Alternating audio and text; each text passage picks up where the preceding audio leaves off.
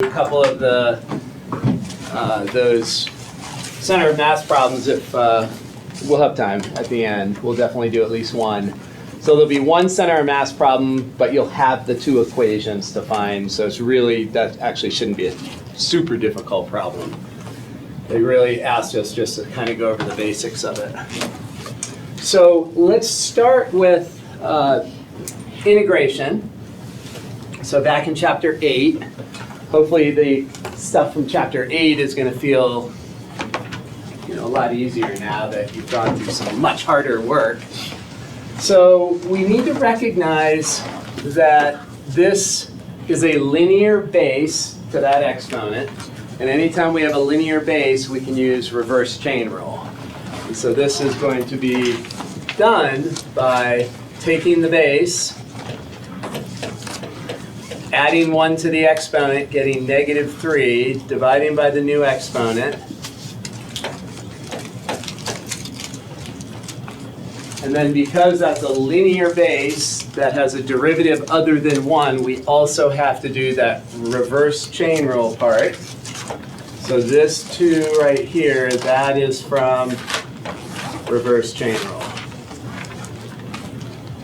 And typically we like to write our answers without negative exponents, so we could rewrite this as 1, and you can put your negative. Let me just write this down and then I'll explain it. So this term is negative. You have 3 choices for that negative. It could stay in the bottom, you can put it in the top, or you can put it in front. Hopefully that's clear by now that the minus has 3 different locations, all meaning the same thing.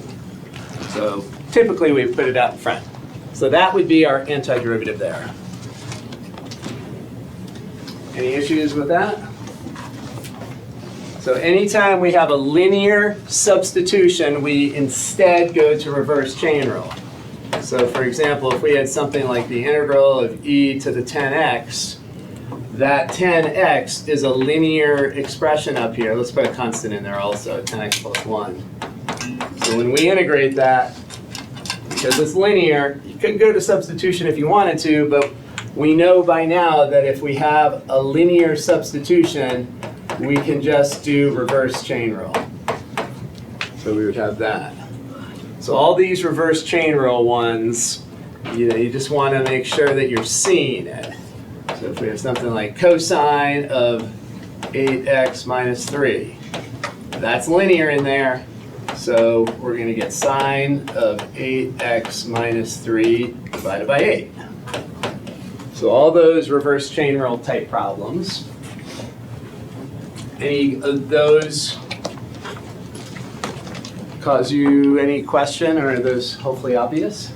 Yeah? So for determining if it's something linear, if we have something like x multiplied by x plus 1, would that?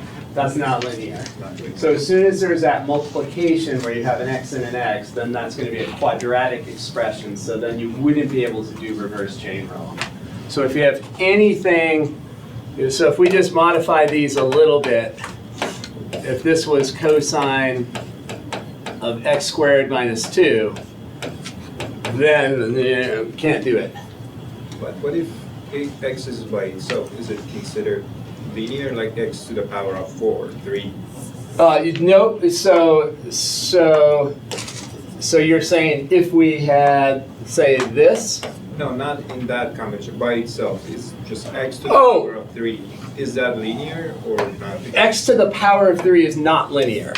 But So we can use the power rule, right? The power rule. So if we have just like something like this, that's not linear. We're not using reverse chain rule here. We're using power rule here. So when we have just a power of x, that division by 6 is not reverse chain rule. That is the rule for a power of x is that you add 1 to the exponent and divide by the new exponent. So we're not dividing by a derivative of anything. So all these guys up here, we're taking the derivative of that and dividing by it. So these have a linear substitution that has a derivative that's a constant, which we divide by. So it looks kind of similar, but this is totally different because the rule is add 1 to the exponent, divide by the new exponent, not divide by a derivative. Okay, and that rule, that system cannot be used everywhere, right? Only for powers of x. Now we do it slightly modified here. This isn't a power of just x, it's a power of a linear expression in x, so we can extend it to that. So if we have a linear base, then we can use the power rule, but we have to use it in conjunction with the reverse chain rule. All right, so we're doing both here. So this is like u to the negative 4, and so we do the, we do the power rule part of it. So that's the power rule part of it. But then here we have a linear, so we're then going to have to divide by the derivative of that linear quantity. That makes sense? So different reason for that 6 in the denominator, though. So power rule puts a denominator in there not because of a derivative, just because of the new power. That's the power rule part. Power rule part says add 1 to the exponent and divide by the new exponent. All right, so for this one we have the negative exponent. And we see it down there in the denominator. Right there, we've got that negative exponent. And we want to get rid of that negative exponent. And so we're going to multiply by something that will clear out that negative exponent. And the simplest way to clear out negative exponents is to multiply by a form of 1 that will do that for us. And all we have to do is multiply by the same expression except with a positive exponent. And so that's going to work because anytime we have the same base, so powers with the same base, but their exponents are opposite, when we add them we get 0, which is going to create a 1. So this is all because e to the x times e to the negative x, if we look at the simple case, will be that. So powers with the same base, when you multiply them, you add the exponents. If the exponents are opposite, you get an exponent of 0, which is going to result in a 1. So here, we distribute e to the 4x times e to the 4x is e to the 8x. Distribute this across the denominator, we get e to the 8x minus 3. E to the 4x times e to the negative 4x is 1. So now we have no negative exponents. So if we have negative exponents, that's the first thing we want to do is eliminate them. And then what form is this in? Log form. Very close to log form. All we have to do is multiply by 1 again. If we multiply by 1 in the form of 8 divided by 8, now it's in log form. Now the derivative of the denominator is the numerator, so that's log form. The derivative of this denominator is 8e to the 8x, derivative of 3 is 0. So now it's in log form, and once it's in log form, it's 1/8 natural log absolute value of whatever that denominator is.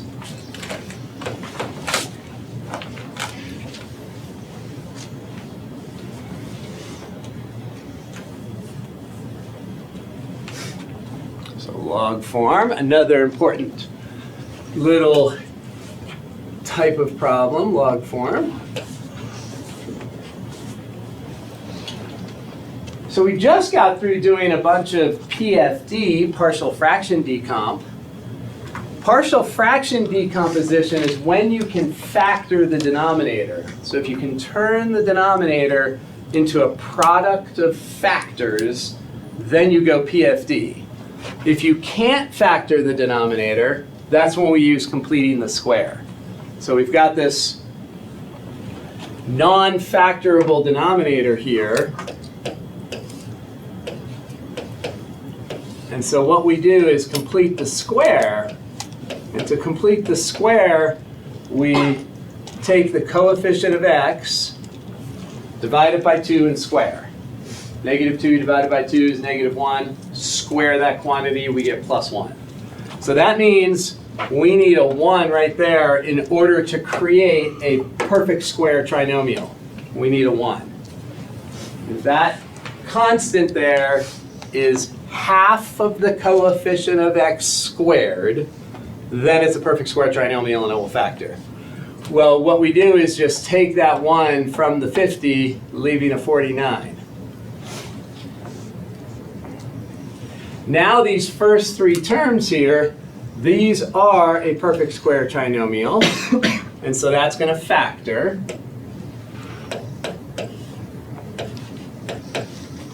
So this will be x minus 1 quantity squared plus 49. So we have a couple of choices here. What function are we, what's come into mind when you look at that integral there? Arctangent? Are we seeing an arctangent? So there's 2 ways we could get at this. We could put it in the basic arctangent form by making that a 1. And hopefully we recognize that. If we don't, we would use trig substitution. So if you don't recognize it as immediately an arctangent, it's already in arctangent form. If we factor out the 49, it's in the basic arctangent form. So maybe you don't recognize that, then you would do trig sub. Either way, let's factor out that 49, and that's in the denominator. So we're thinking about pulling out the 49. There is no 49 here, so we multiply by 1. And then the 49 that's coming out is right there, but it is in the denominator. Right? So it's in the bottom. And then we want to write this as a sum of squares here. Well, bless you. X minus 1 divided by 7, quantity squared plus 1. So right there, that is in the basic arctangent form. The quantity in parentheses is linear. And if we had this off on the side, x minus 1 divided by 7, and we wanted to take its derivative, if you don't see it immediately, then distribute the 7 into the numerator and think of it like that. Because there it's maybe more obvious what the derivative is. So what is that derivative? 1/7. It's just the coefficient of x, because that's a linear expression, so it's the slope. So when we come here, if we recognize that this is in our basic inverse tangent form, I'm going to leave a gap for the reverse chain rule. This is going to be inverse tangent of x minus 1 over 7. But then this gap here, we have to remember, okay, that's linear. Its derivative is a 7th, so we divide by 1/7, which means multiply by 7. And that would give us our answer.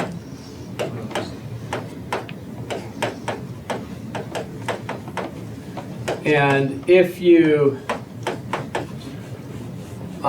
did not recognize that this was in arctan form, you could use trig sub. So let's go through that real quick. Let's suppose we just didn't recognize, we just were sort of blindly saying, oh, sum of squares. Sum of squares is a tangent substitution. Totally legitimate. You would say you would say x minus 1 over 7 is equal to tangent of theta, and then you would take a derivative of both sides and you would get 1/7 dx equals secant squared of theta d theta. And when you make that substitution, Well, we have to replace the dx. We look over here to replace the dx. Isolating the dx by multiplying both sides by 7 will give us 7 secant squared of theta, d theta. Down below, we're going to have tan squared plus 1. Tan squared plus 1 is? This is secant squared. Yeah, that's secant squared. Tangent squared plus 1 is secant squared. So the secant squared and the tan squared plus 1, those cancel. And whenever you could have done an immediate antiderivative with a basic inverse tan, you're going to end up with this situation down here if you did do the trig sub. You're going to end up with just the integral of d theta. Well, the integral of d theta is theta. And the secant inverse. Both times.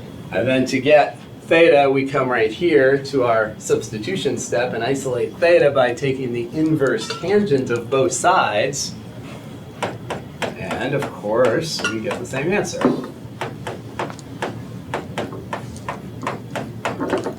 So all we did was isolate theta right here.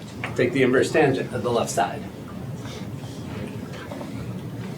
So if you get good at trig sub, you don't even have to remember your basic inverse trig functions anyway. If you get good at using trigonometric substitution, it's actually not that many more steps, but we can do it directly because it's in our basic inverse tan form.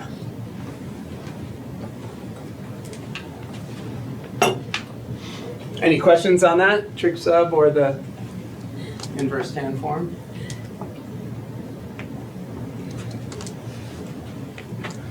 All right, let's do integration by parts. So integration by parts, on the test I'll tell you what to use just so you're not sort of flailing around trying different things. When we think about integration by parts at its core is a reverse product rule. So if we see a product, that's a good indication that integration by parts is going to be the way to go. And usually integration by parts works very well when one of the factors in the product is a power of x. Because then when you let u equal that power of x, you take the derivative and the power goes down. And the integral gets easier. So when we look at this, the natural choice for u is x. The natural choice for dv is e to the 4x dx. Now, it's not always the case that the power of x should go with u. It kind of depends on the other function. Like we did see a couple of cases where we put the power of x with the dv. But most of the time you want the power of x here because when you take that derivative, the power goes down. Whereas if you put the x over here, the power would go up. So it's a very unique type of problem where you want the power of x to go over here. Usually it involves a natural log somewhere in there. So for us, if we choose this, we've got that. And then on the other side, we integrate to get to v. Okay, reverse chain rule again. The integral of an exponential is itself divided by the derivative of the exponent. But only when the exponent is linear. If that was e to the x squared, that technique would not work. Right? The integral of e to the x squared is a completely different thing. We have e raised to the x squared power. That we do not know how to integrate yet. You cannot use reverse chain rule there because that exponent's not linear. Our reverse chain rule is only when the exponent, the angle, the base is linear. So that we cannot do yet. And remember that when we integrate here from dv to get to v, we can choose whatever constant of integration we want. We always choose 0 because it's easier. But you could choose a constant of integration there other than 0. All we need is any antiderivative for e to the 4x. So we choose the simplest one normally. All right, so our integral then is equal to uv. So we'll write that as 1/4 x e to the 4x. That's uv. Ultraviolet minus the integral of the bottom row, which is voodoo. That's our voodoo down there. So e to the 4x divided by 4.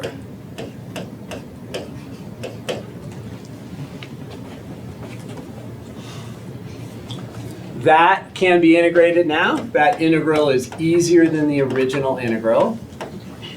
So we're on the right track. And we just use reverse chain rule again. The integral of e to the 4x is e to the 4x divided by 4. So we're going to end up with e to the 4x divided by 16, which we could write as 1/16 e to the 4x. Does not matter if you put 16 in the denominator out in front. Doesn't matter. And that would be our antiderivative. More technically, our family of antiderivatives.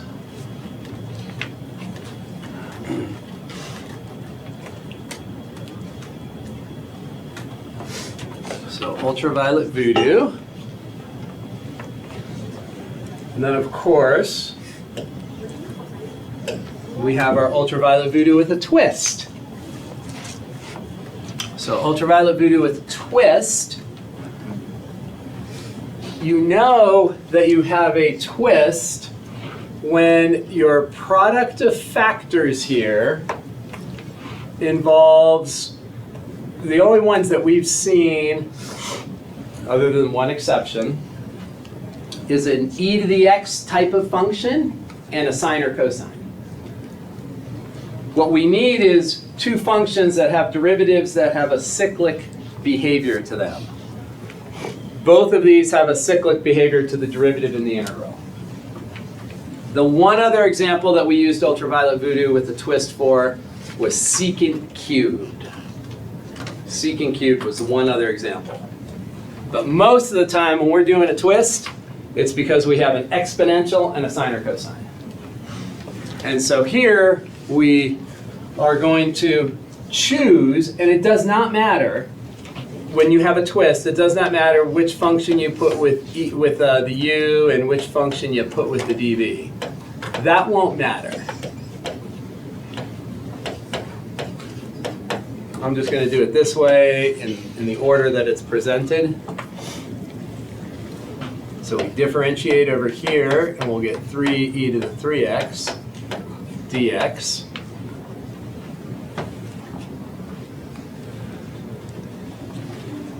And then in our integration column, we integrate cosine and get sine of the same angle, but then we have to use reverse chain rule and divide by the derivative of that linear angle.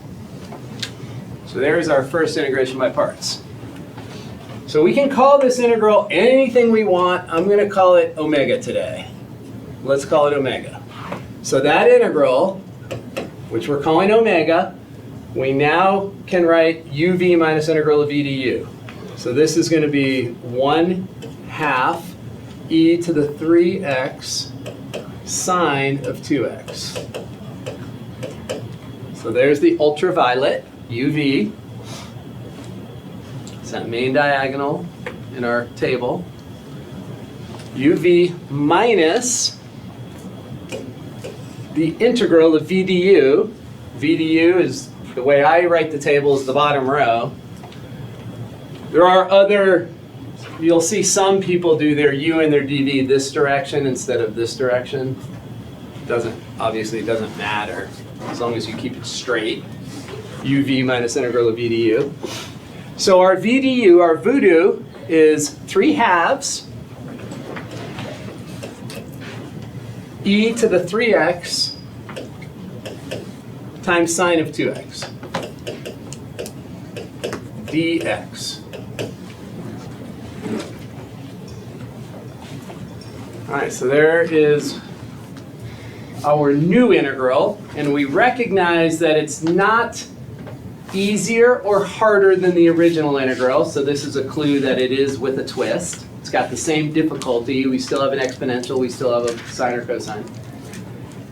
Now, one thing you can do here, which simplifies the distribution of minuses, you can make this a plus and put that minus in there. And that will make the next step a little easier. You won't have to deal with huge brackets where you distribute a negative sign.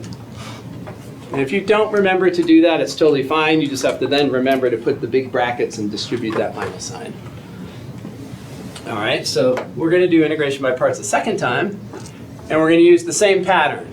We want to use the exact same pattern, so I'm going to let this piece be u with the exponential, and that piece be dv. So we're going to have u equals negative 3 halves e to the 3x, and dv will equal sine 2x dx.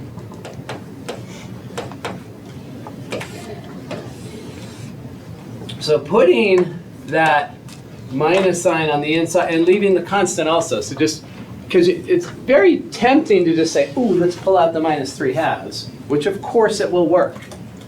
But it's going to be easier in the long run if you just leave that constant all the way inside the integral. Then you don't have to have the big brackets with the distribution in the end that you have to make anyway. So we'll leave the constant in. And then we take our derivative here using the chain rule. Don't forget your dx. So chain rule, when we're differentiating, we multiply by the derivative of that linear exponent. And then over here, we're going to integrate. The integral of sine is cosine. But then we have reverse chain rule.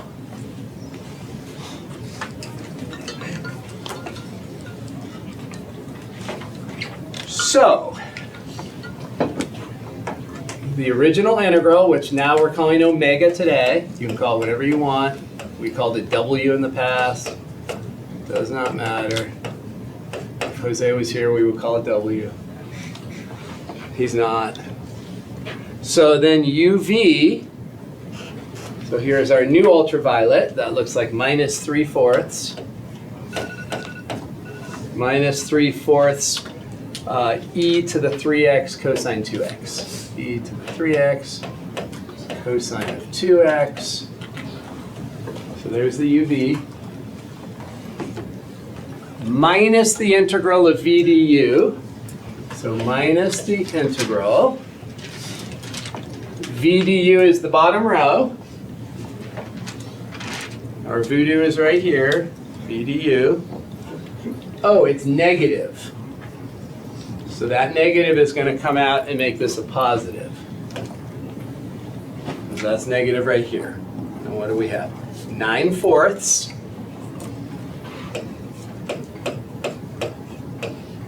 times e to the 3x.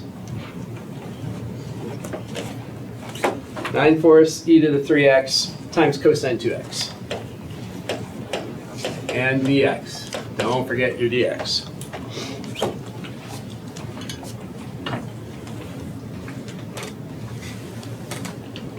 And now we recognize that we're back to the original integral. We're now dealing with a constant multiple of the original integral. Constant multiple of what we're calling omega today. So all this stuff is going to stay the same. I know there's a way I can make that come up here without having to go to the board, to the keyboard. Paste. So all that stays the same. And then over here we have 9/4 omega. Because that's what we let omega be. Omega is the integral of e to the 3x times cosine 2x. So now we have a multiple of that. On the left-hand side, let's write this as 4 omega over 4.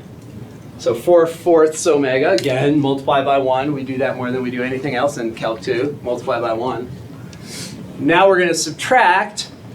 Now we're just dealing with algebra 1. We have a linear equation in omega.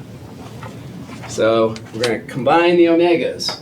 subtract 9/4 from 4/4, and we get negative 5/4 omega. That's going to equal that expression on the right. And we have one little nuance we have to remember, that we are going to get, we need to have a constant of integration. And that constant of integration has got to be put in right now. So as soon as we combine those omegas, we want to include this plus c out here. Because built into omega is an integration constant. It's an indefinite integral. So as soon as we sort of take away the object that's going to create that plus c, when we combine these two omegas, these omegas get combined. We need to make sure we put a plus c over there. And our final step is to isolate omega, because that was our goal. Our whole goal was, let's figure out what the indefinite integral of whatever it was up there, that's what omega represents. So we want to isolate omega, so we multiply both sides by negative 4/5. So negative 4/5 comes over here, and we get negative 2/5 times e to the 3x sine of 2x. Then we multiply this by 4/5, and we get positive 3/5. E to the 3x cosine 2x. And a constant multiplied by a constant is still a constant. We don't need to change that c. We can just leave it as a c. So this step right here, we're multiplying this entire equation by negative 4/5 all the way across.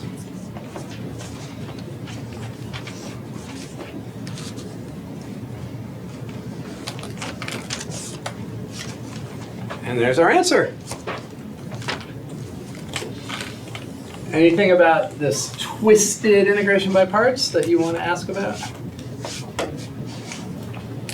So the only other example we saw integration by parts with a twist for was secant cubed. That was the one time where we didn't have this e to the x sine or cosine with secant cubed.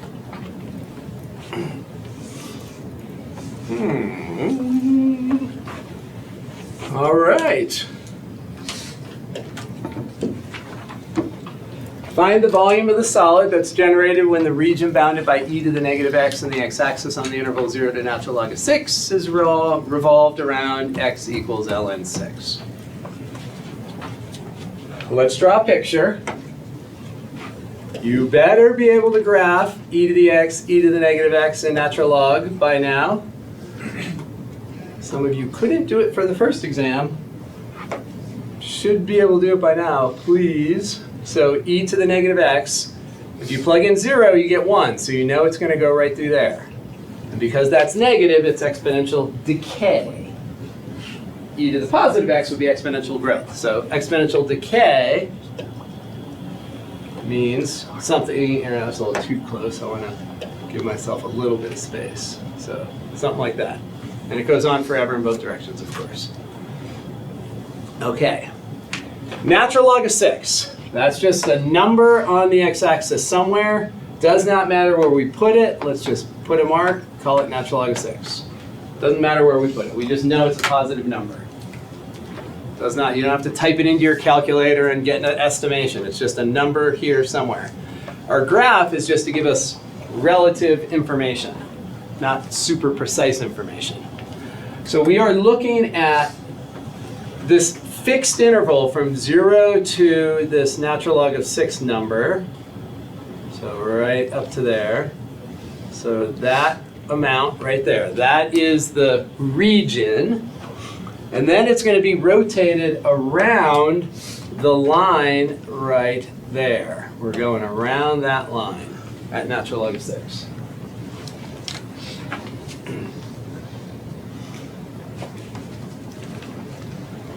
So this whole region is being rotated around there. The first thing we want to decide is, should we be using a vertical integration element or a horizontal integration element? And that all depends on the region. Is it vertically simple?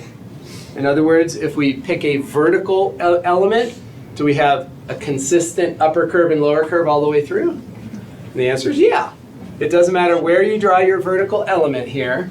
If you draw a vertical element right there, the red curve's on top, the x-axis is on the bottom. If you draw it right there, same, red over black, here, red over black, here, red over black. Doesn't matter. So that means it's what I would say is vertically simple. We can draw a vertical line, same upper curve, same lower curve, no matter what. Is it horizontally simple?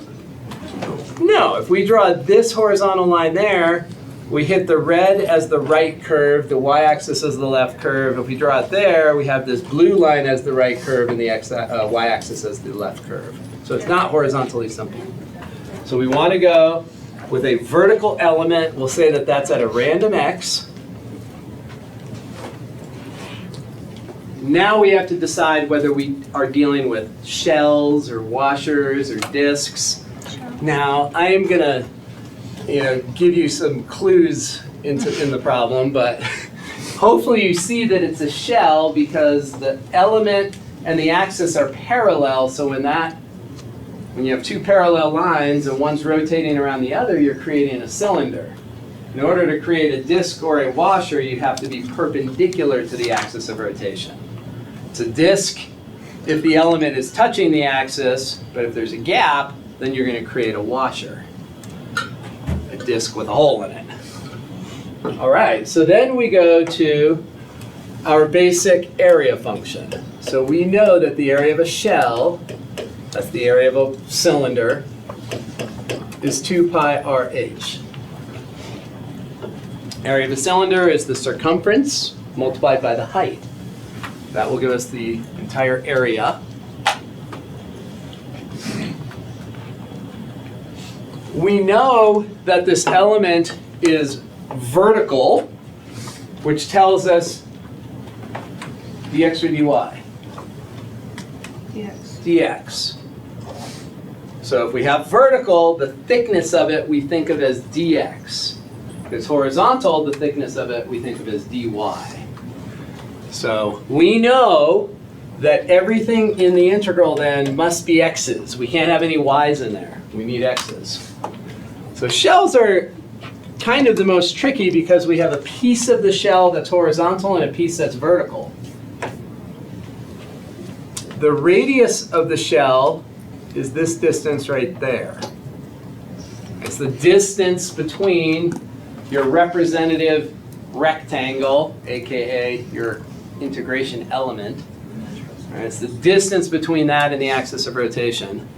The height of the shell, the representative shell, coming from that representative element or representative rectangle, it's the height, it's the function there, right? The red function tells us how tall the cylinder is going to be.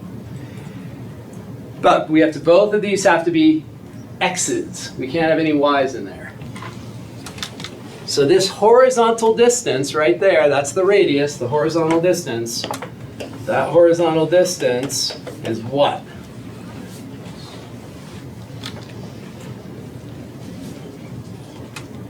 That horizontal distance will be Natural 6 minus x. natural 6 minus 6. No, what? Minus Natural, x. yeah. What you said. Yeah, natural 6 minus x. Yes. Natural log of 6 minus x. That is the horizontal distance. That's the radius. It's now in terms of x. So we're on track. And then the height is the red function. That's e to the negative x. And we have our dx. And the limits of integration are 0 over to natural log of 6. Now we're going to distribute. And we can pull that 2 pi to the front. So 2 pi integral 0 to natural log of 6. And we're distributing the e to the x there. So we're going to, or e to the negative x. So we're going to have natural log of 6 multiplied by e to the negative x. And then minus x e to the negative x dx.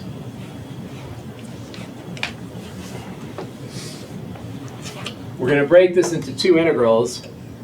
That first one, that's easy. It's a constant times e to the negative x. We can integrate e to the negative x directly. No biggie. This one, though, that is a product. So we have to do integration by parts, because that's a product. It does not have an immediate antiderivative. So we're going to separate this into two integrals. And now here is where we do need to introduce the big old brackets, because we've got this constant that's going to have to distribute in the long run. So let's just put that there. This one we can integrate immediately. This is going to be natural log of 6, constants float, and then e to the minus x. The integral of an exponential is itself. And then how do we modify it? Divide by negative 1. So that exponent has a derivative equal to negative 1. So that's the reverse chain rule part. So we're going to divide by negative 1. Yes, you could just put it in front, of course. Totally up to you. And this is evaluated on the interval 0 to natural log of 6. Okay. And then over here we have minus the integral 0 to natural log of 6 of that other part over here. And let's do it kind of piece by piece. We're going to have to use integration by parts for that piece. Okay, so let's do the integration by parts over here. Let's go with red. So u is going to be x.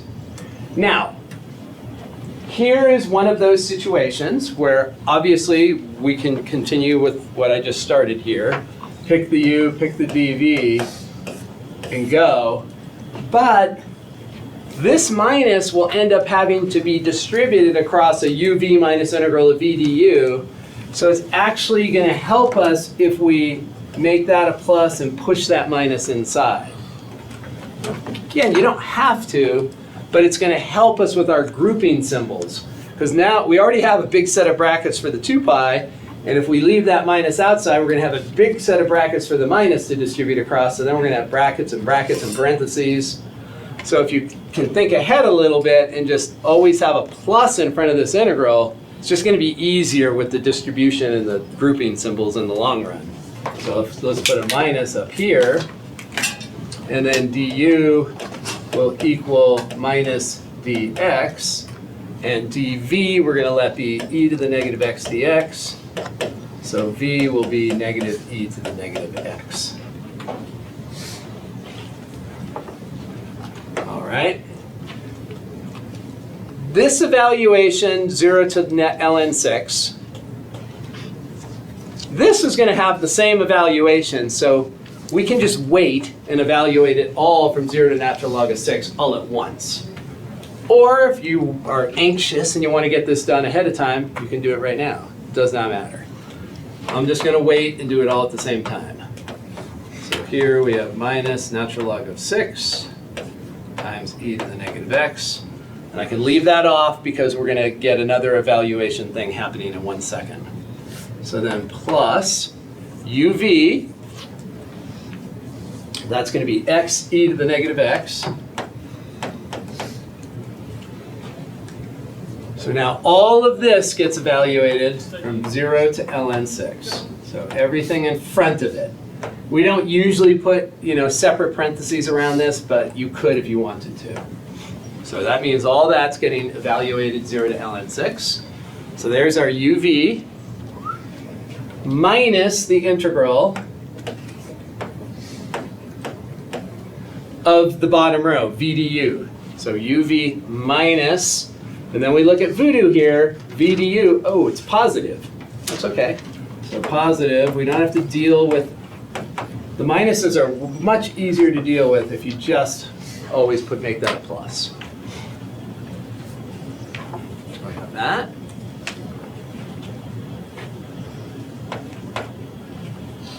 And then we're going to integrate that piece there. All this other stuff, we're just going to carry it down. So all this stuff in here, that's just going to get carried down. I can use my mouse strategically here.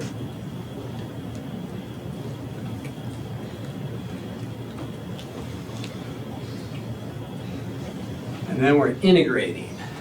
So integral of e to the x, I guess I'm going to erase this piece though, because that's going to come in later. So e to the x, e to the negative x, the integral is e to the negative x divided by -1, which makes that a plus, and then all of this is 0 to ln 6.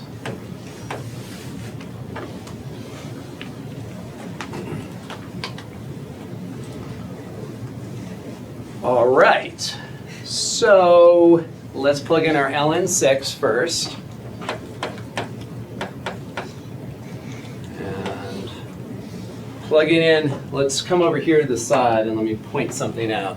So if we have e to the negative ln 6, we can pull that negative sign up into the exponent position of what's inside that log.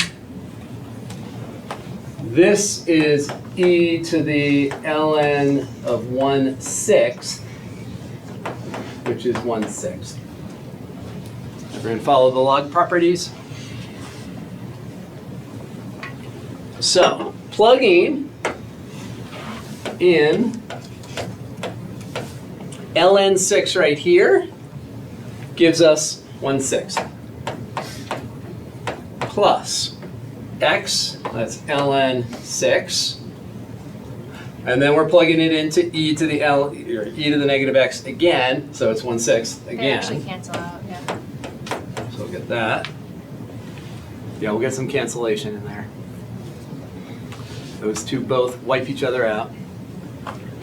And then we plug it here and we get 1/6. So now we've done the antiderivative at the upper limit. And like Erica said, we could say, hey, these are the same. Those are going to cancel each other out. Now we have to subtract off antiderivative evaluated at 0. So we're subtracting. And over here on the side, let's just note that e to the negative, if we plug in 0, that's e to the 0, which is 1. So when that 0 gets plugged into any one of these positions, we're going to end up with a 1. So, and we're subtracting. So minus a minus is plus natural log of 6. We're subtracting this middle term. 0 gets plugged in for x, so that term is just 0. So let's just put minus 0 in there just for the heck of it. And then minus, we're subtracting. This evaluated at 0 is 1. And then we have our brackets. Oops, I'm already in the right color. We have all that. What is left? Okay, we have 2 pi on the outside. And go down to parentheses now. Those are all gone. We have an ln 6. And then we have 1/6 minus 6/6, which is minus 5/6. So there is our final answer.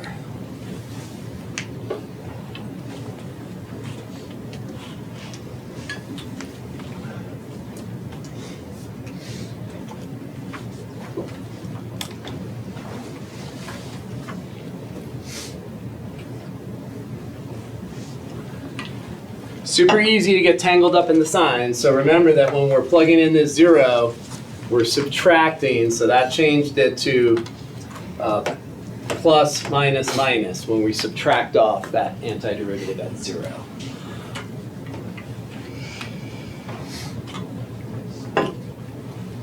Everybody okay with that?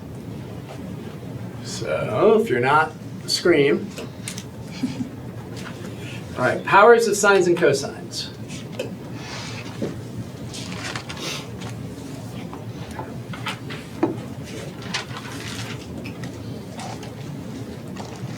Let me just remind everybody, some people came in late. So the worksheets, I've got those graded. If you didn't get 5 out of 5, you can do them, you can correct them until Thursday night at midnight. I think I actually did not release the corrections piece yet, though. I'll release that as soon as, I'll do it during the break. So Thursday night by midnight to get credit for any points that you didn't get on the original try. And then also on the review questions we're doing here, I have a video for each one of those that I'll insert into this worksheet as soon as class is over. I finished them yesterday. I'll upload them to YouTube later today and get them in here so that you have, if you want to see another explanation of them. Although we're getting to most of these, so maybe we'll get through all of them. So we have two types of products of trig functions we've looked at: sines and cosines, secants and tangents. Sines and cosines, for most people, is the easier one. If there's an odd power, you pull one of those off and convert whatever you leave behind. So when we look at this, there's only one choice, and that's to pull off a cosine. So I'll factor the 4 out to the front. We have sine to the -3/2. So we can't do anything with this sine because its exponent is not an integer. So we're leaving cosine squared there. We're pulling off cosine of x dx. So in our class, we're calling these the leftovers. So those are leftover cosines, the leftovers. Those have to be converted. Are the signs supposed to have an X? Oh, yeah, I didn't put an X in there. Thank you. Yeah, the X right there. Yeah, thank you. Definitely need an X. And whenever we talk about converting leftovers, we convert them into whatever the other function is. So if we're converting sines, they go to cosines. If we're converting cosines, they go to sines. If we're converting secants, they go to tangents. If we're converting tangents, they go to secants. So we always have that pattern.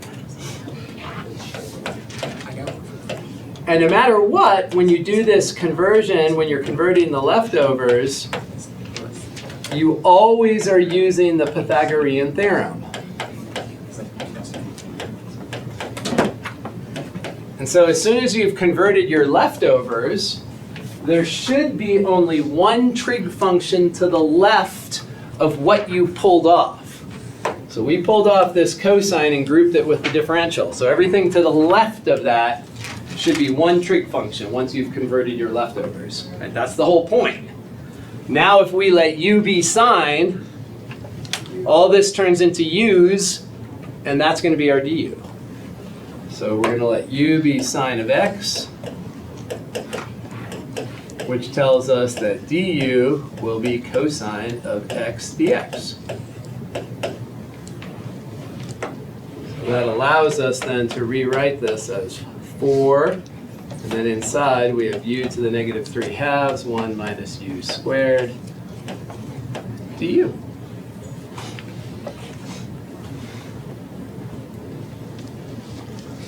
So these powers of products are actually, once you sort of see the pattern of replacing, pulling something off and replacing the leftovers, the integral itself is usually pretty straightforward. Now there's no foiling here, but if there was foiling, you would have to foil correctly. So if there was a square on the outside, you might have to foil. And everyone remember that if you have 1 minus u squared and if it was squared, you'd have a middle term. Don't forget, if you're foiling, you get a middle term. Correct? Middle term. So here we just distribute.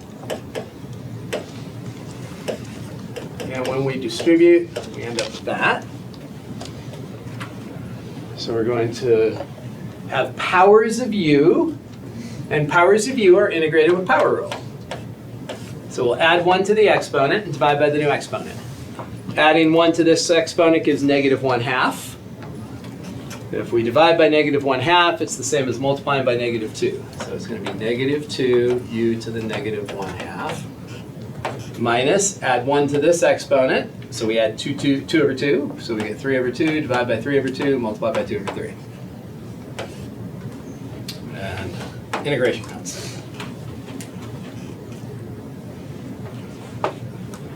And then our final step is to distribute the 4 and to back substitute.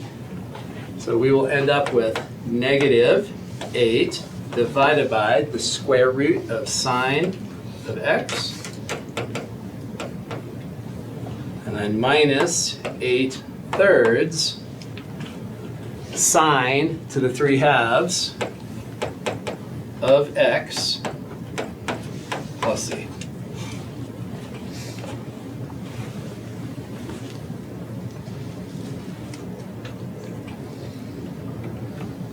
If you wanted to, you could pull that sine into the numerator as a cosecant, but this is totally fine. Usually we like sines and cosines better than secants and cosecants if we can avoid them. Is it alright if we leave it as just -1/2 sine? Or sine to the -1/2? Yes, yeah. If you don't want to convert your 1/2 power back to a square root, yeah, you can absolutely leave it as a 1/2. The 1/2 power is the one time that we often will go back. Like this sine to the 3/2, you could write that in lots of different ways. And this is one that we usually will just, if the exponent is a fraction other than 1/2, we usually always leave it. But you could technically write this as the square root of sine x quantity cubed, or you could write it as the cube of sine x square root. You could write it like one of those two ways, but 99% of the time we just leave it as 3/2. But most of the time, and again, you don't lose credit for it, but most of the time if we see a power that is exactly 1/2, usually we convert it back to square root notation. Doesn't matter though. They are equivalent.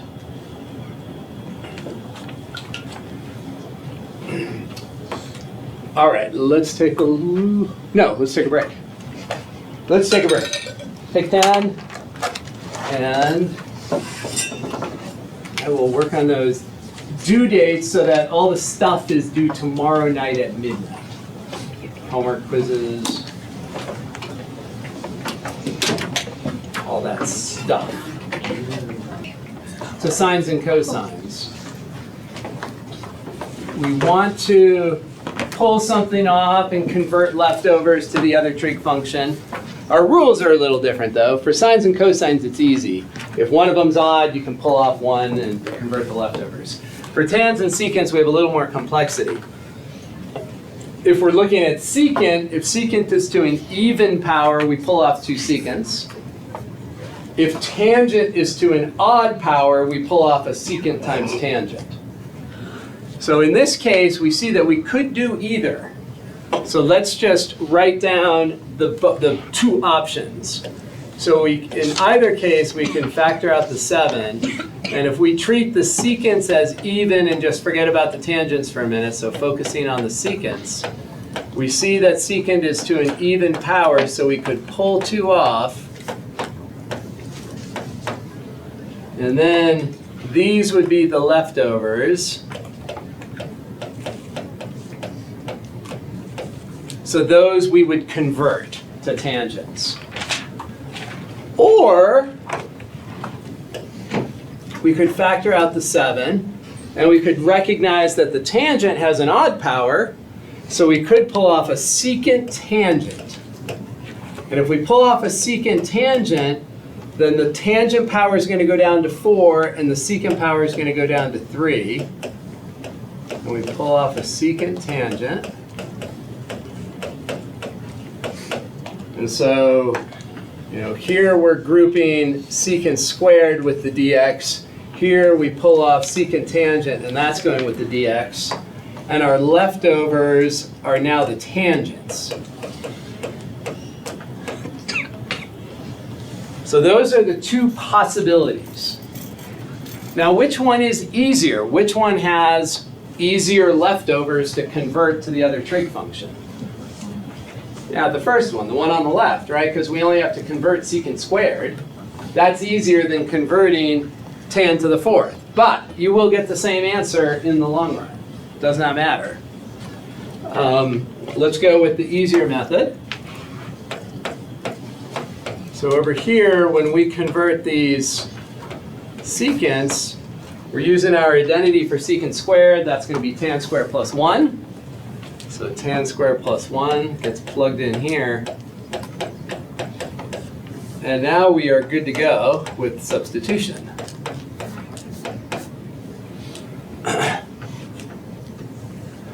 So the whole point of pulling off that secant squared is so that we can let u be tangent, because then derivative of tangent is secant squared.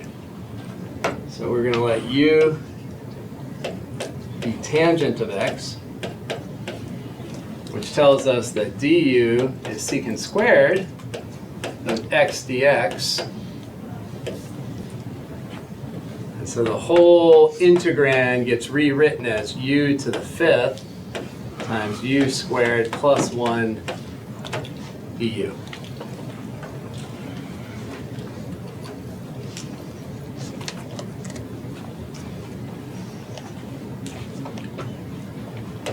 Is that okay? Anyone have a question? So we distribute the u to the 5th, add the exponents, and then we integrate.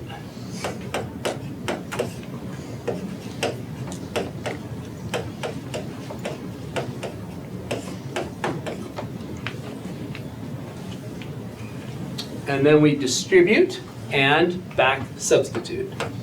We're going to have 7 over 8 multiplied by u to the 8th, and our u is tangent. And then 7 over 6, tangent to the 6th, plus c.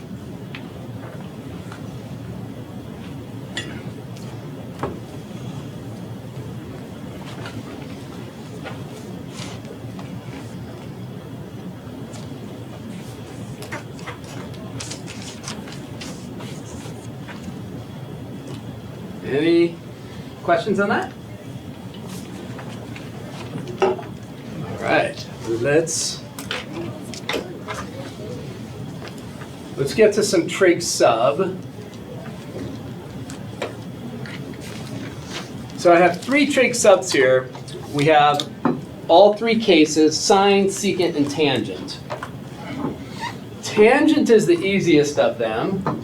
So let's do at least one of the others. Let's do a sine. This one's sine, so let's do this one. We'll go through this one. We go to trig sub when regular substitution doesn't work.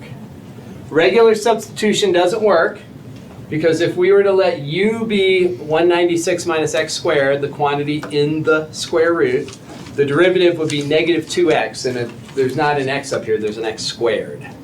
So if that was just an x in the numerator, regular substitution would work great, but it's an x squared, so it doesn't. So the first thing we're going to do is try to put it in our basic inverse sine form. So I'm going to factor out that 196.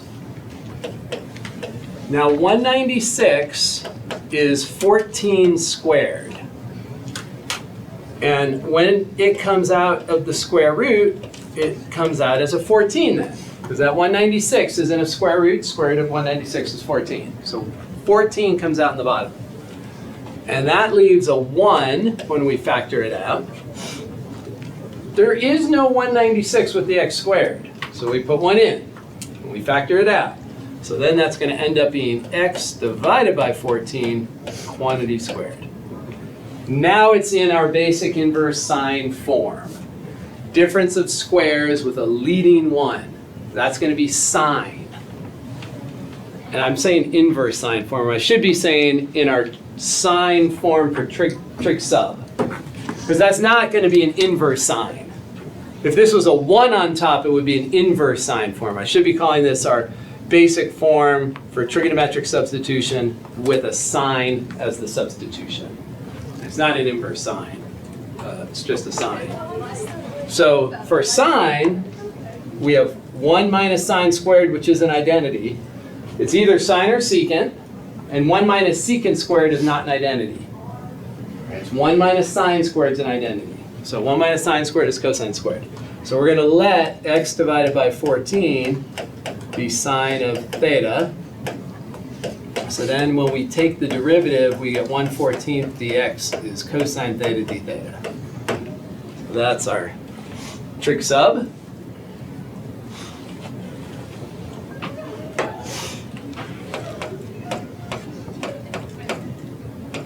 All right, so now we have to replace x squared.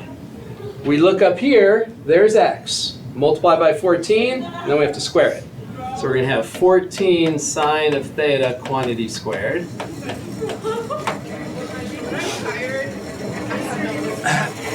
And then how about the dx? Where are we going to get that from?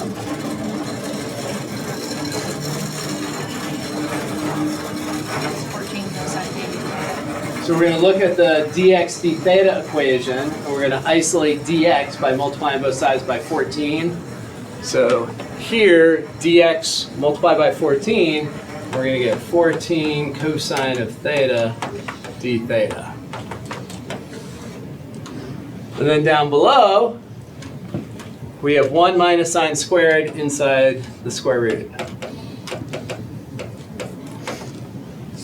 All right, we have a little bit of cancellation. That 14 is going to go away with that 14. And then we can factor the 14 squared out to the front, which is 196. Maybe we'll get some cancellation, who knows, we'll see. So then we have sine of theta, cosine of theta, and then sine squared. And then down below, 1 minus sine squared is cosine squared, and the square root of cosine squared is cosine. We're just going to assume it's cosine. They didn't tell us that we're in quadrants 2 or 3 where cosine is negative, so we're just going to assume cosine squared square root will be cosine. If it's not, they'd have to tell us that we're in some other place where we have to be a little more careful. So we're going to assume that that's the case. And I guess I don't see any 14s coming out, so let's write that as 196. Integral of sine squared. What's our strategy for sine squared or cosine squared? Power reduction. So we get 1/2, and usually we'll just pull that 1/2 out in front. I actually have it written up there. We're reducing sine squared, not cosine squared, so it's a minus. So it's going to be 1 minus cosine of 2 theta over 2. The over 2 part we just pull to the front. All right, and that's a d theta. And then out in front, we have 98 now. And then we can integrating 1 with respect to theta is theta. Integrating cosine is sine. Reverse chain rule. Plus C.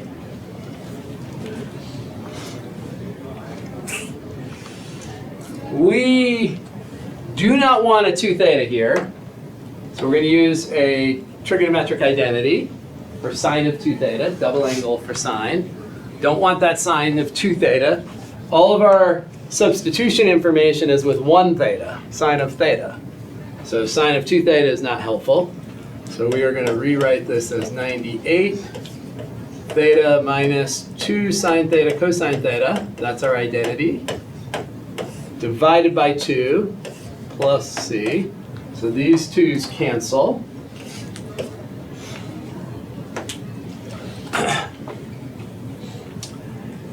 And now we're ready to go. So we create our triangle that allows us to go back and forth. We'll put a theta in the bottom left corner as if it's in quadrant 1. We look at our substitution. Sine is x divided by 14.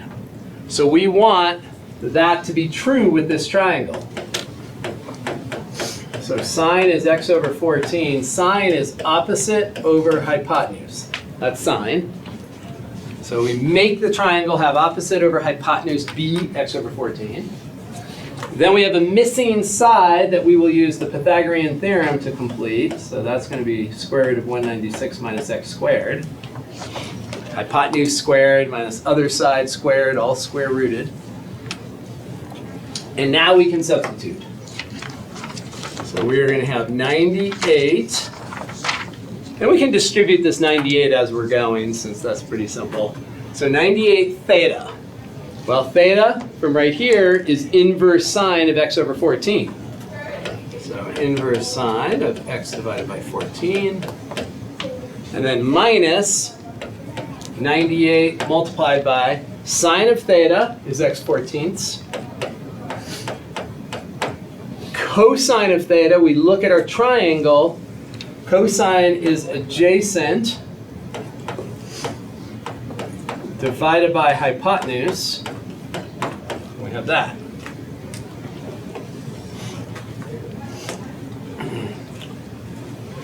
So the only thing left is to simplify that.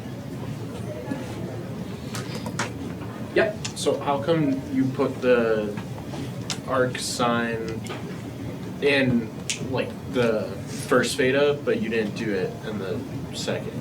Like, Well- I guess for like the x14 again. So when we look here, theta is all by itself. And so we want to isolate theta here. Theta is not by itself. It's not theta, it's sine of theta. And sine of theta is this whole x over 14. So we don't want to create composite functions. Like we don't want to write this as sine of inverse sine of blah blah. Or write this as cosine of inverse sine of x over 14. Right? When you look at your triangle, sine of theta is x over 14.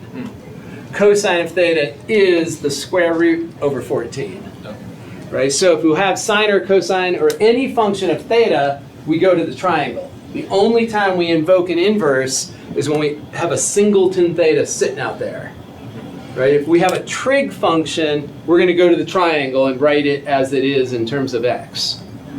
So would the sine 2 theta over 2 be wrong then? This? Yeah. I mean, this is right, but there's no way to replace this. You don't want to plug in inverse sine right there, because then you can't simplify it. Like, we want to get all the way back down to x's and simplify it. If you have sine of 2 multiplied by inverse sine, that's not simplified. You know what I mean? Yeah. So we want to get all the way down to where we don't have any compositions. We don't have sine of inverse sine or cosine of inverse sine. Those all have to be simplified. So the easiest way to simplify that, like it is correct. You could plug in inverse sine right, there and there. You could plug those in, but those aren't simplified. And so the easiest way is to use the triangle and look at your ratios in the triangle instead of writing them as composite functions. It's going to be a faster way to simplify it. And then down here, the only simplification left is to cancel out common factors over here. This is 196 in the bottom.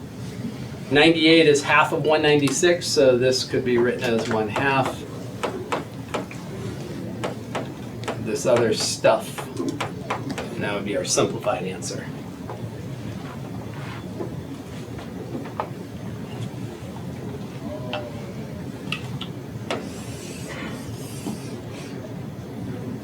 All right. Let's do one more let's do the tangent, even though that's the easiest one. The secant one, I'll upload the video right after class so you can see how to do the secant one. I want to do at least one more though. When we look at this one, we recognize that it's trigonometric substitution because we see a sum of squares. Regular substitution doesn't work. The derivative is 2x. There's not a 2x in the numerator. And we can't force it to be a 2x in the numerator. So regular sub will not work. So we're going trig sub. We want to put it in our basic trig sub form for tangent. So sum of squares is always tangent. We're going to factor an 81 out, and that 81 is coming through a square root, so it's going to come out as a 9. And down here, when we factor it out, it's going to look like that. We factor out the 81 out of 81 and get a 1. There's no 81 with the x squared, so we multiply it by 81 over 81. We get that. So now it's in the basic form for tangent trig sub. So our tangent trig sub, we're going to say x over 9 is tangent. And then we take the derivative of both sides. Derivative of tangent is secant squared. So that's our pair of equations that we're going to use for this trigonometric substitution. We come down here and we replace x squared. We look there, multiply both sides by 9, and then square it. So we'll have 81 tangent squared of theta. And then dx, we look at our second equation, multiply both sides by 9, and we end up with that. And then down below we have square root of 1 plus tan squared.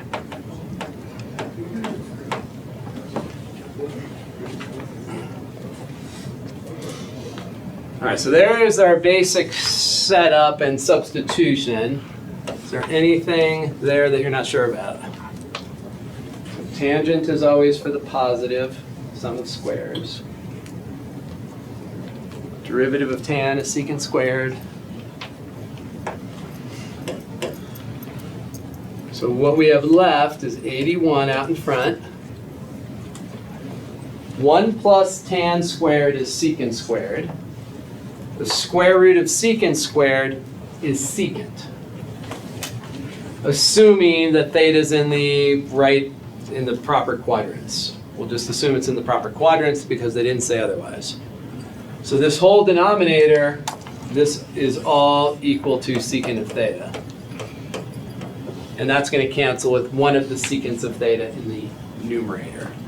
The 1 over 9 that is outside of the integrand on the first part, that came from doing the derivative of x over 9. That's from factoring out this 81. So we're factoring that 81 coming out to the front in the denominator. Okay. So that 81 gets factored through the square root and it becomes a 9. Okay. And so that's coming from here. There is no 81 over here, so we put one in, and then the not 80, 81. And then that 81 gets turned into a 9 when it comes through the square root. And then we're left with x squared over 81, which we write it that way. Yeah? How do you get the 81 at the top? Like before the tangent? This one right here? Yeah. So here we are looking at we're looking at this x. And if we isolate this x is going to be 9 tangent of theta. Oh, okay. And then we square that to put in the numerator. So 9 tan quantity squared. So the only stuff that's left down here, the only thing left, we have a tangent squared and one secant, right?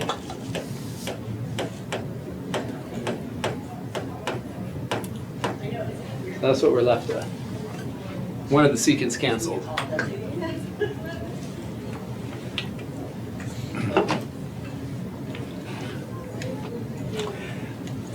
That integrand doesn't satisfy our two conditions for those processes that we have for secants and tangents. If secant was to an even power, we pulled off 2 secants. If tangent was to an odd power, we pulled off a sectan. Well, power in secant is not even, the power in tangent is not odd. So if we're in that case, we have 2 options. One is to convert to sines and cosines. The second is to use a Pythagorean identity right away. So converting to sines and cosines here is a possibility, or we could just replace tan squared with secant squared minus 1. Let's see what it looks like if we go sines and cosines. So if we go sines and cosines, we're going to have sine squared of theta over cosine squared of theta, multiplied by 1 over cosine of theta. So we're going to end up with sine squared over cosine cubed. This, once again, is not in the proper form where we have an odd power where we can pull one off and convert leftovers. That odd power in the denominator doesn't count. So when we say that sine or cosine raised to an odd power, it means in the numerator. So the only thing we could do here is go to Pythagorean theorem, and what you're going to notice is that we're going to end up in the same place we would have been if we replaced tangent squared with secant squared minus 1. So if we replace that numerator with Pythagorean theorem, then we're going to end up splitting the fraction. And when we split the fraction, 1 over cosine cubed is secant cubed of theta. And over here, we get 1 over cosine, which is secant. So, didn't help us in this case. Sometimes when you go to sines and cosines, it will work out fine. Didn't work out in this case. We get the same thing that we would have gotten if we were to replace this with secant squared minus 1. So now we're in this position. I will not put on the test the integral of secant cubed as part of a bigger problem. We did secant cubed as its own thing when we did integration by parts with a twist. So if you look in the notes for when we did this, it's integration by parts with a twist. So I won't give you that one. I won't give you a secant cubed. But what about, let's just suppose we have integral of secant. It's totally reasonable to end up with integral of secant. And what is integral of secant? Natural hopefully I'm saying this right. Secant x, oh, I mean, this is theta, so secant theta, tangent theta. Plus tangent Plus theta. tangent. Yep, good. So let's just suppose we're going to ignore that piece here. Let's make sure we can fill in this piece and get back to x. So to get back to x there, we go to our triangle, put theta in the corner, we look at our substitution, x over 9 is tangent. So we want to make sure that our triangle has that. Tangent is x divided by 9. So tangent theta is x over 9. And then we build the hypotenuse by using the Pythagorean theorem. So that's going to be the square root of x squared plus 81.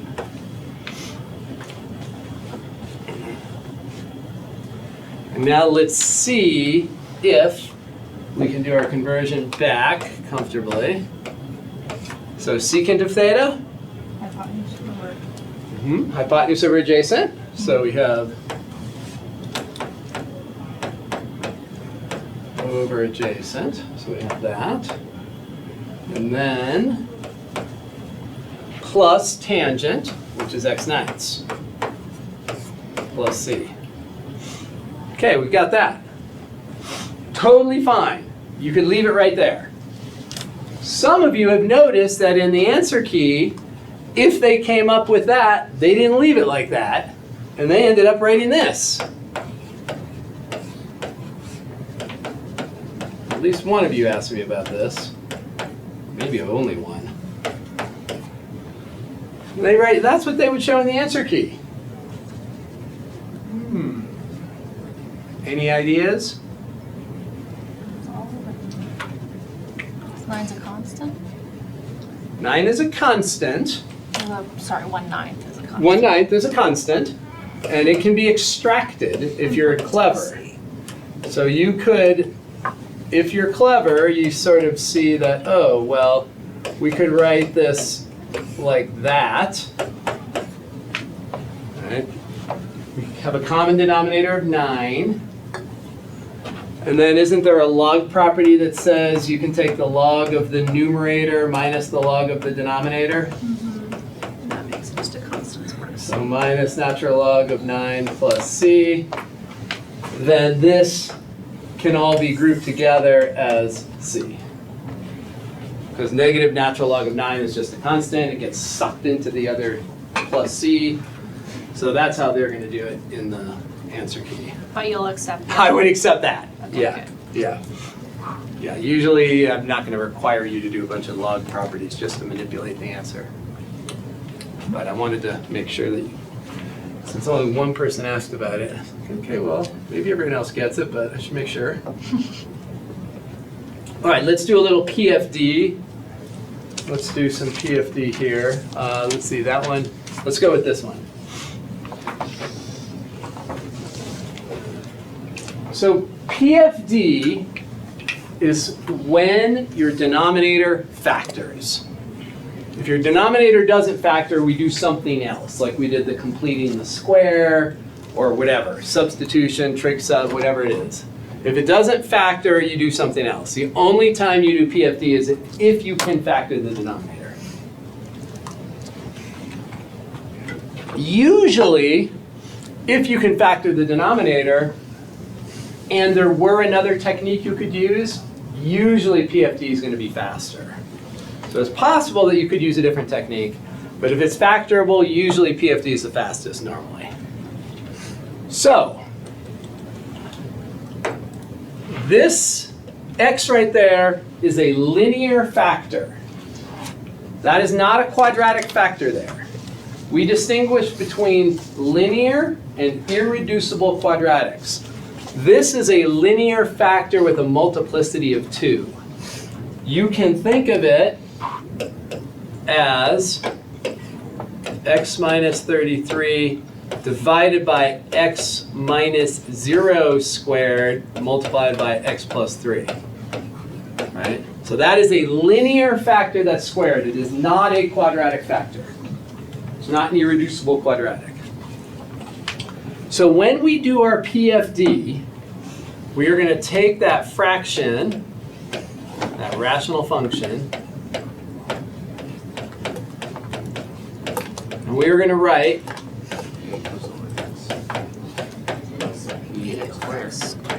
yep. Plus c over x plus 3. Exactly. So we need a partial fraction for each power of the linear factor. So the linear factor is x, it's raised to the 2, it's got a multiplicity of 2, we need a partial fraction for each power of each factor. So if this was an x cubed, we'd have another, c over x cubed and then d over x plus 3. Instead of writing x minus 0 squared, could we also say that that's the same thing as x times x? Or- Yep. Okay. So then we have a fraction for each power of each factor. And now we get our PFD equation. So our PFD equation is found by clearing the fractions. So our PFD equation is going to be x minus 33. We multiply both sides by this, this product of factors, this double factor. One of the x's is going to cancel.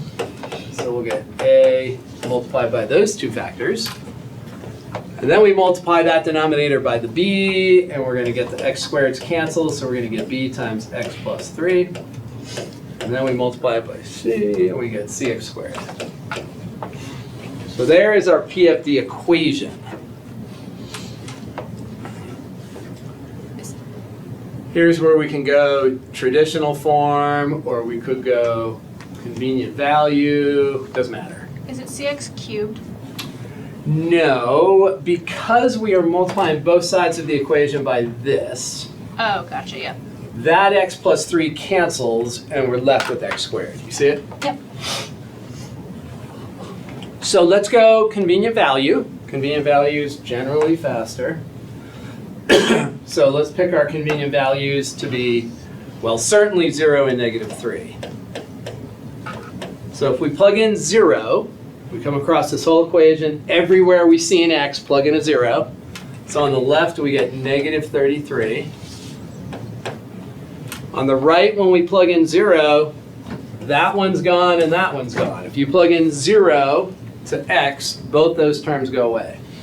When you plug 0 into the middle, you get 3b. So 3b, that tells us that b is negative 11. Now let's plug in negative 3. On the left side, that's going to be a negative 36. On the right side, when we plug in negative 3, those two are gone. Plug in -3 for those x's, you get zeros. So the only term not zero is this one. -3 squared is 9 times c. So we have 9 times c, which tells us c is equal to -4. So at this stage, we need to plug in another value. We have 3 unknowns. If you have 3 unknowns, you need 3 equations, so we need one more value. Doesn't matter what we pick. We generally are trying to pick something that's simple enough. Like a 1 is pretty simple, so let's try a 1.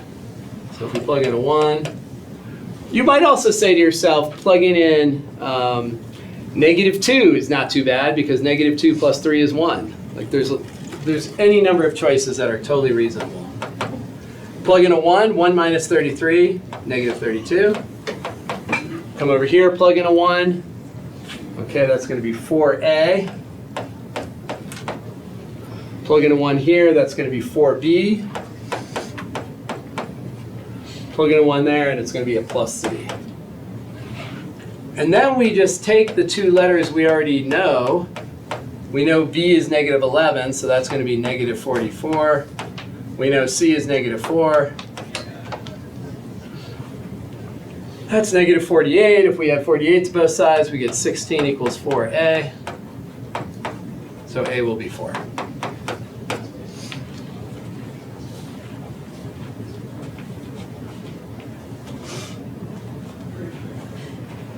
Any questions on getting those constants?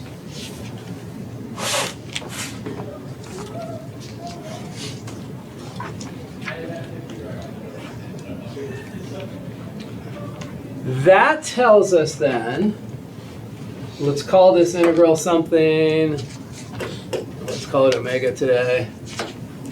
So omega, that integral is going to be equal to a over x, so that's 4 over x, and then b over x squared, so -11, and I'm going to write it as x to the -2. It's easier to integrate with the power rule when your x has got a power in the numerator. And then c is -4 over x plus 3 dx.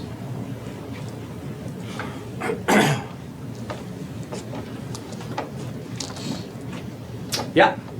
On the where do you get the x equals 0 when you're substituting? Why am I choosing 0? Yeah. Because your convenient values are whatever caused division by 0 up here. So the convenient value here, if I plug in 0, it causes division by 0. Here, if I plug in -3, it causes division by 0. So that's one way to think of it. Or you come over here, and it's whatever causes these to 0 out. Okay. You plug in a 0 here, this goes away. You plug in a 0 here, that goes away. Right. Plug in a -3, those two go away. Okay. So either you can look in the denominators or after you've multiplied it out. Because I thought it was gonna be like having x by itself, something that we can find or like substitute this. Like for example, you have the c over x plus 3. I just basically subtract, equal both sides to 0s, and then it will be x equals -3. Yeah. So you're asking yourself, if you look at this equation, you're asking yourself what x value causes these individual factors to be 0. And whatever those numbers are, those are the actual convenient values. Whatever causes those to be 0. And what's nice about this PFD technique is that usually you end up with stuff that's pretty easy to integrate. Add 1 to the exponent here. If we add 1 to the exponent, we get x to the -1, which is 1 over x. So we can write this as 11 over x. And then this is -4, natural log, absolute value, denominator. Those are a couple terms in log form. So we get that.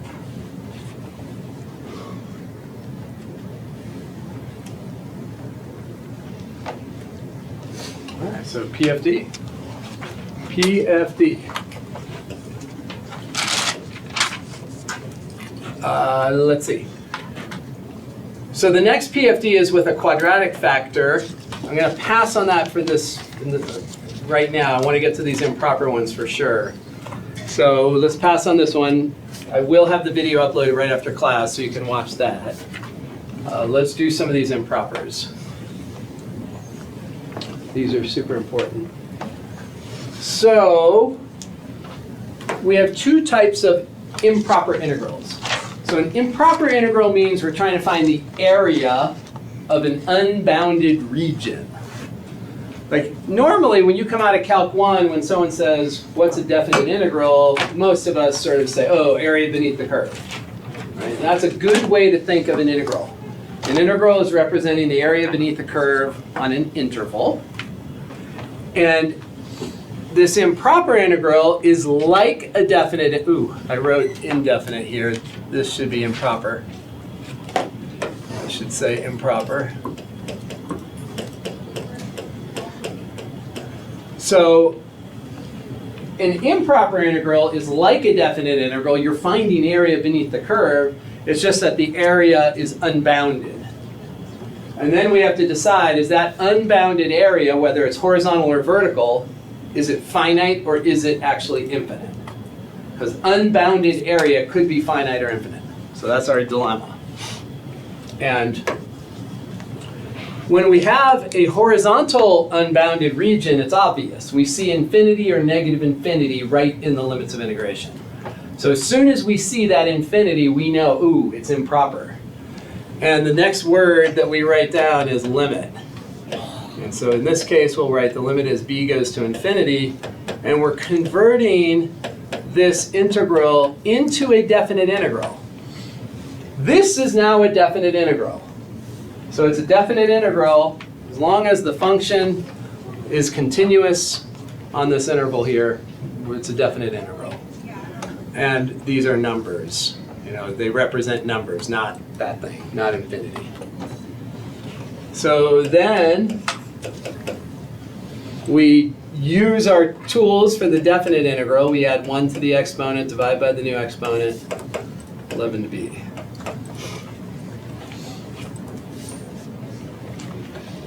You don't have to, but you can factor out the 2. Usually makes it a little easier to get the constant out of the way and just be left with kind of the crux. And this is as b goes to infinity. So we have that. Ooh, sorry about that. And when we look at that, we now have the limit of some expression. It's not a polynomial, but it's a function of b. And what happens to the square root of b as b goes to infinity? Infinity. Yeah, that goes to infinity. And this constant, it's just a number, right? Constant's just a number. The limit of a constant is itself. So that's not going to change anything. Infinity minus some constant is still infinite. So this is infinite. And so in our mind, what that means is that if we were to graph this horizontal tail, it does approach 0. Like this is the bird wing thing, or not the bird wing thing, it's the slope thing, the ski slope thing, going down to the x-axis. It's just not going to the x-axis fast enough. When we look from 11 on, so let's just say 11 is right there, we're trying to find this unbounded area. It just doesn't approach the x-axis fast enough. And that's what we should have thought of as our intuition based on what we did in the worksheet and in class. When we look in the denominator, that power of x is a fraction. Right? It's x to the half. It's less than 1. What we've seen is that the horizontal tail is finite if the power on x is bigger than 1. So this fits in with what we have been seeing already. So here is another horizontal tail. And what do you think? So when you look in the denominator, you know that if it was x squared or even x to the 3/2, that would be finite, as long as the power on x is bigger than 1. So the power on x here is 1, but we've got this extra little piece bumping it. It's speeding up the denominator a little bit. And so the question is that natural log of x in the denominator speeding up the rate at which x ln x goes to infinity? Is the denominator going to infinity fast enough that we're going to get a finite tail here? All right, well, let's find out. So, first word we write is limit. Anytime we have an improper integral, we write limit. And we create a definite integral. That 9 can come all the way out to the front. We'll pull it out in a second. So there we go. There is our limit of a definite integral. Regular u substitution works great here. If we let u be natural log of x, then du is 1 over x dx. No prob. So let's pull the 9 all the way out. Let's get constants out of the way. So that 9 is all the way out in front now. U is in the denominator. Natural log of x, we said it's going to be u. And dx over x, that right there, dx over x, that's all du. So this becomes an integral that is just du over u. And almost always, we prefer to go with placeholder limits and come back to the original limits after. So any issue up to this moment? Quick question. Mm-hmm. Can the du ever be in the denominator? Mm-mm. No. Yeah, we don't have any meaning for that, right? So when we do our differential equations, when we do our integrals, we always have dx or du, whatever the differential is, being in the numerator. The only time we have it in the denominator is if we happen to have a pair, like a dy dx. This is the only time we ever want a differential in the denominator. And the interpretation of this is that that's y prime. That means the derivative of y with respect to x. But if we have just something like that for us is meaningless. So we have to have our differentials in the top at this point. When we integrate here, we will get natural log of the absolute value of u between our placeholder limits, which we're not going to find. U is also ln of x. But u is also ln of x. So we get 9 limit of ln of x, and that one is in absolute value. And this goes back to our regular limits, 2 and 9. That's not a 9. What's that one up there? Infinity. B, thank you. B. So we have limit of ln of x. So this gives it, Sebastian, question? How do you know if something is in the absolute?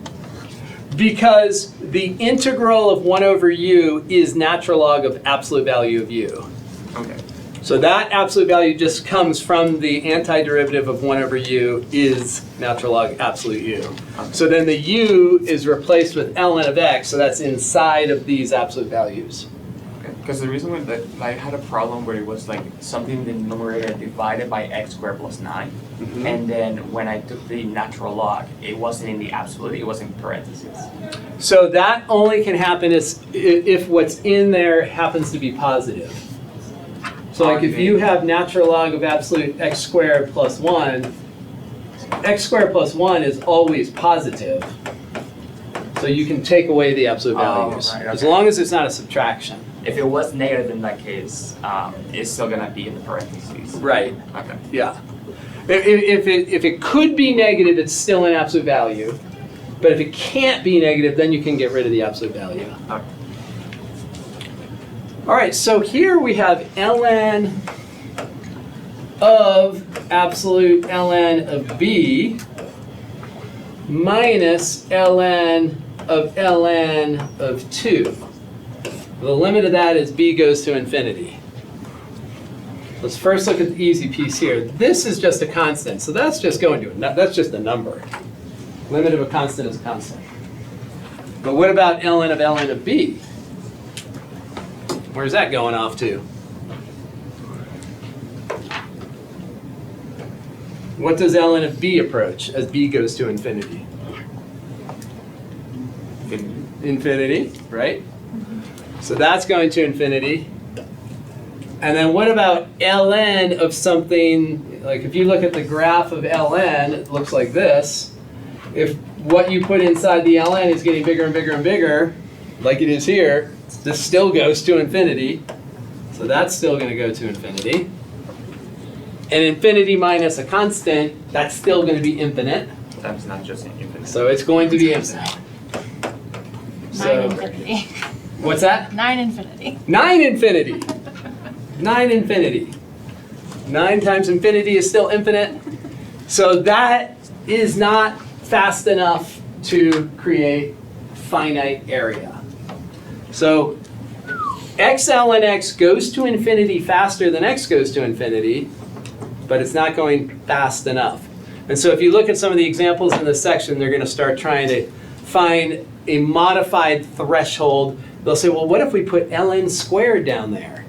What if we put ln cubed down there? Like those are all going to infinity faster than just x, but is it fast enough? And so you'll see that there is a threshold somewhere with ln's, but So it's not actually if x, the power of x is higher than 1. Because so it is if the power of x is higher than 1 if there's no ln, Yeah. but if they put some powers of ln in there, then it's sort of a modification of the. It feels like It should. it should be enough. Yeah. It's just that ln goes to infinity so slow. So x to the 1.1, x to the Faster. 1.000001 goes to infinity faster than x ln x. Like you just have a skosh higher than 1 on the x, and it's going to go to infinity faster than x ln x, which is kind of surprising. Yeah. It feels like it shouldn't be that way. It feels like that should be enough to bump it over the top. All right, let's do one of the vertical tails. Let's see. Let's do this one. So this is also an improper integral, which I have written incorrectly as indefinite, so that's improper. That is improper. When you have a vertical tail, it is not as obvious. Right? When we look here, these limits of integration, it just looks like a definite integral. So we have to be very careful with this type. Because when we look at that, it doesn't jump out at us like the infinity in the limit of integration. Will you tell us on the exam? That it's an improper integral? Did you look at the prior exams? Not yet. Did I tell you there? If I told you there, I'm telling you Yeah. here. And I think I told you. Yeah, no, and the question says like to use this method to solve this. Yeah, we can look at the, I'm 99% sure that I did do that, but let's just double check. It'll take us 1 second. Yeah, because I'm not trying You to, just gave us that though. I'm not trying to Well, trick you on could, it. you could tell because you put 7 in and that'd be a vertical asymptote. Yeah, exactly. Yeah. Let's see. I did not tell you, but I said this, which should be a clue. If there's notation involved, right? Improper integration is all about notation. So any of these things that say, incorrect notation, that's, you know that they're improper right away. So here we see the infinity, and here if you plug in the -2, you get 0, which is what you should be saying to yourself. Yeah. So I don't say it's improper, but I imply it pretty heavily. Yeah, good question though. So, and what we notice is which number is the bad number? 7. The 7 is the bad number. So that's the one that we have to be approaching. And are we going to approach that 7 from the left or the right? All right. We're going to approach the 7 from the right. So if 8 was the bad number, which way would we approach the 8? The lower. From the left. Everybody seeing that? We have our interval from 7 to 8. So we're thinking about the x-axis. There's 7, there's 8. If the graph went like that, we'd have to be coming into 8 from the left. The asymptote that we're dealing with, though, when we look at our 7 and 8, like for us, it's this direction now. So we're approaching 7 from the right. So it depends on which side of the interval your bad number is. Our bad number is on the left side. So this is going to be the limit as c goes to 7 from the right. And now we have a definite integral here. Let's write this with a negative exponent so we can use the power rule.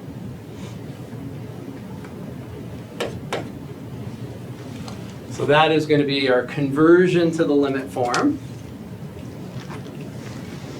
And now we can use power rule.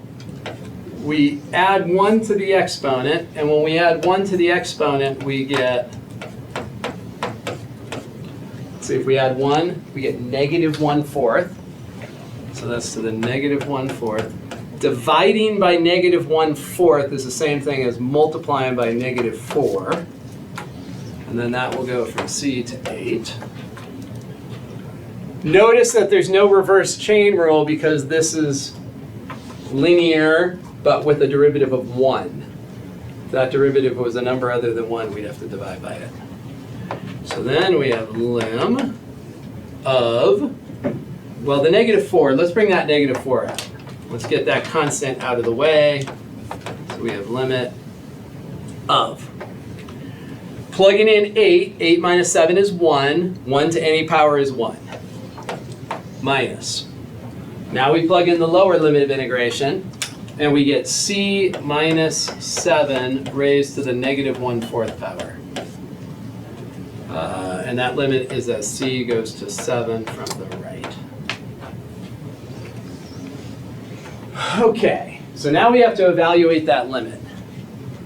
For most people, if you see this limit right away, lucky you. That's great. For most of us, it's way easier to sort of think about a limit when you have positive exponents. It's usually easier for most of us when you have a positive exponent. So that's how I would rewrite it.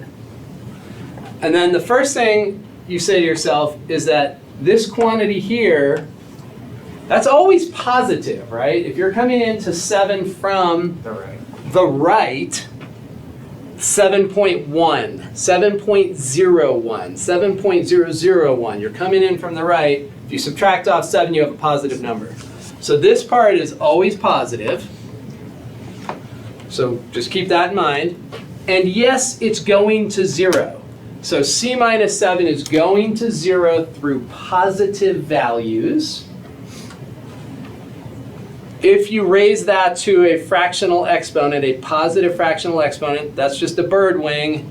So you're coming in to the origin along a bird wing. If you're coming in along a bird wing, right, you're coming in along the x-axis that way, is 0, right? So this whole denominator is going to 0. And I don't know how to write that neatly, but this denominator right here is going to 0. 1 divided by a number going to 0 is exploding, right? 1 over something that's going to 0 creates a huge fraction. 1 over a 10th, 1 over a 100th, 1 over a 1,000th, right? They reciprocate and you end up with bigger and bigger numbers. So this whole piece here, that is going to positive infinity. Which makes this whole piece, 1 minus positive infinity, the stuff in there is going to negative infinity. But then when we multiply by negative 4, we end up with positive infinity. So that will be an infinite region. Wait, how is 1 over 10, then 1 over 100, 1 over 1,000, how is that getting bigger? It's getting smaller. So this number is going to 0. So 1 divided by a 10th is 10. Gotcha. 1 Yeah. divided by a 100th is 100. 1 divided by a 1,000th is 1,000. So as that denominator fraction is getting tiny, the overall fraction is getting bigger. 1 divided by its smaller number is getting bigger. Make sense? Okay. So when we look at this, does that make sense with our intuition that we tried to build up through our worksheet? Yes. So this denominator has a power on x that's bigger than 1. If the power on x is bigger than 1, horizontal tails are finite, but vertical tails are infinite. All right. So that matches with what our intuition has been. All right, so we don't have a lot of time left here. So we've got the differential equation stuff, and we've got the center of mass stuff. Which should we do? A differential equations one or a center of mass one? Center of mass one. Okay, that's All together. very rare that if we get like. Okay, so let's take a look at. This one. This is a kind of a classic. So we're looking at a semicircle, and when we talk about center of mass in here, we're talking about centroids, which is geometric center. If you have a lamina that has an offset density, then obviously you can have the balance point be somewhere weird. But if we're just looking at the geometric center, so the density is uniform, we know that the x value of the center of mass has to be, on the y-axis. Has to be on the y-axis. So that's why we're getting an x bar of 0. So x bar is the x-coordinate of the center of mass, or the centroid. Y bar is the y-coordinate. These two equations are going to be given to you on the test. So these two equations are given to you. So the x-coordinate of the center of mass, when we get rid of density, we do 1 over area times that. For y bar, we do 1 over area times that. I tried to explain that. It's a little complicated, but it's in the prior page of notes. The bottom line is that we just have to be able to interpret those two integrals, which is what we've been doing all semester, is forming integrals. So the area, let's come down to this one. So the area here is the area of a semicircle. We can cheat here. We know the area of a semicircle is half the area of the full circle, so we can do pi r squared divided by 2. If we couldn't cheat, if we had a region like this, the area is the upper function, which is x plus 2, minus the lower function, which is the quadratic. And so we just find area, one way or another. And then outside both the x and outside the y bar, we have 1 over the area. This one, we kind of know by symmetry that we're going to get 0 anyway. But all we have to do is look at our formula here, and our formula says x times f minus g.